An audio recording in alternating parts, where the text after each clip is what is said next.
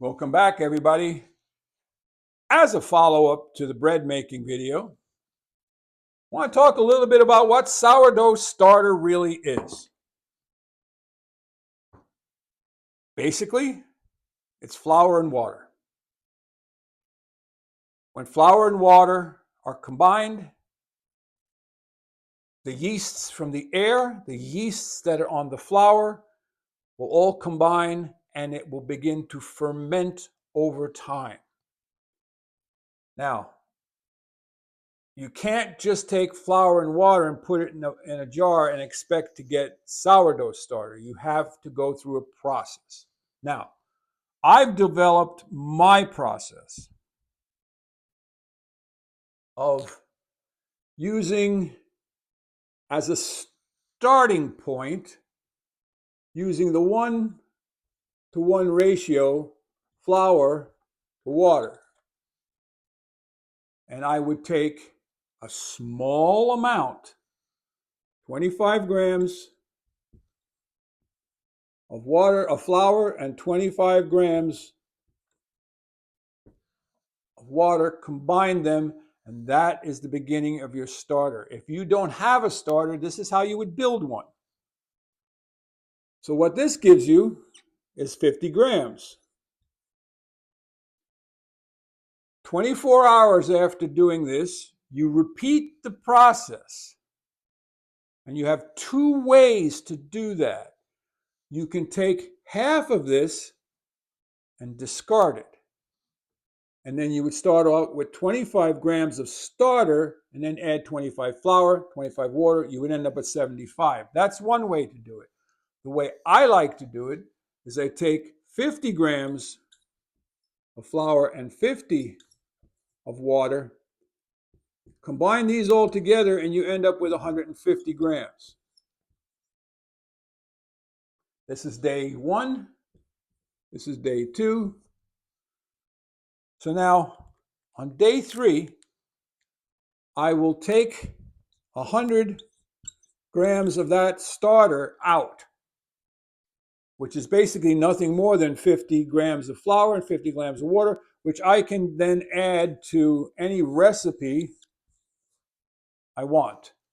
It's just flour and water. Okay, I'm not looking to use it as a leavening agent yet because it's not awake yet. So then that leaves me with 50,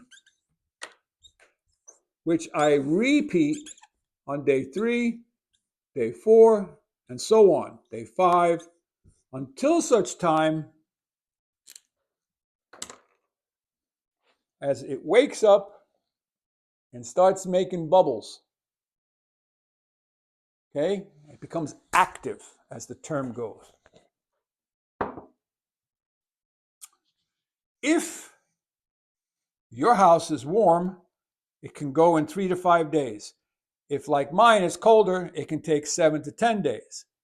So don't ask me how long it takes, Walter, but I do it. I try to keep coming back to a small amount so I don't end up with a large amount of discard.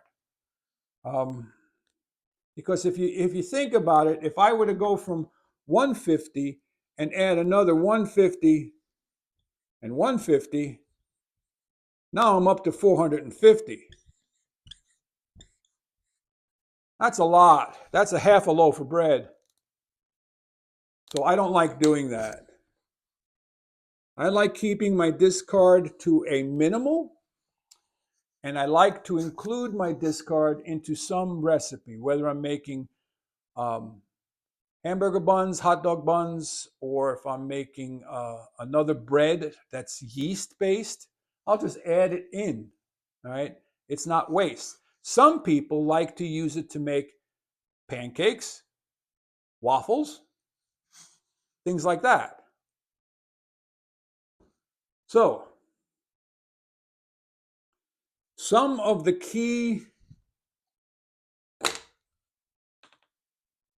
factors in making a good sourdough starter is the flour itself. You want quality flour, and then the water. and then time and temperature.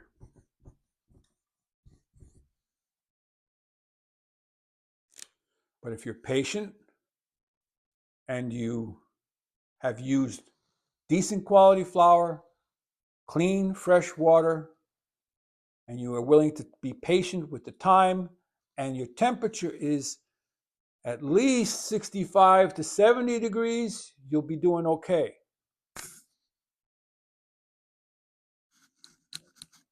Now, what type of flour you use for your starter, that's up to you. You can get very economical bread flours, 25-pound sacks at Sam's Club, Costco, other shopping centers. But I'm trying to raise the bar, seeing it's only two of us. We don't eat a lot of bread. I want to make good quality bread, so I buy organic flour. I shop around for price. I get every deal I can get, and I always keep several pounds on hand. Now, I also have wheat berries here because I grind my own wholemeal flour, which, if I wanted to, I also have sifters. I could sift them down to closer to a white flour. Get the bran out of it. Save the bran, horse, donkey, chickens, whatever. Or you make bran muffins, okay? So there's a lot of things you can do. But just be careful that your sourdough starter is made with the same type of flour all the time. If you're not getting the activation that you want, you may need to get a little bit better quality flour, all right? You don't want stuff that's bromated. You don't want stuff that has all sorts of other ingredients added to it. So that's basically it. Now, what I like to do, and if I could, and about 5 years ago when we were going through that thing that was going around, I was baking a lot because I didn't want any of my neighbors not having bread because of supply side issues and people panicking. So I could keep this going every single day. But typically, once I wake it up, I have two choices. Keep feeding it, keep it awake, or make the breads I want, put them in the freezer, and then close the lid down tight and put this in the fridge. It'll keep there for a couple, 3 weeks, and then you take it out once in a while, feed it, leave it on the counter overnight, and then you can put it back in the fridge. I've gone several months not using my sourdough starter, but I do feed it. So that's about it. You got any questions? Leave them down in the comment section.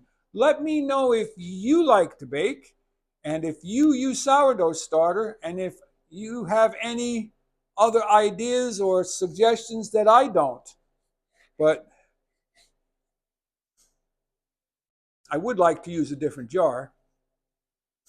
These jars are not smooth all the way around inside, so it makes scraping it out a little difficult. But you don't have to wash the jar all the time. You leave the flour and the dried up bits in there, and the next time you add water, it activates itself again.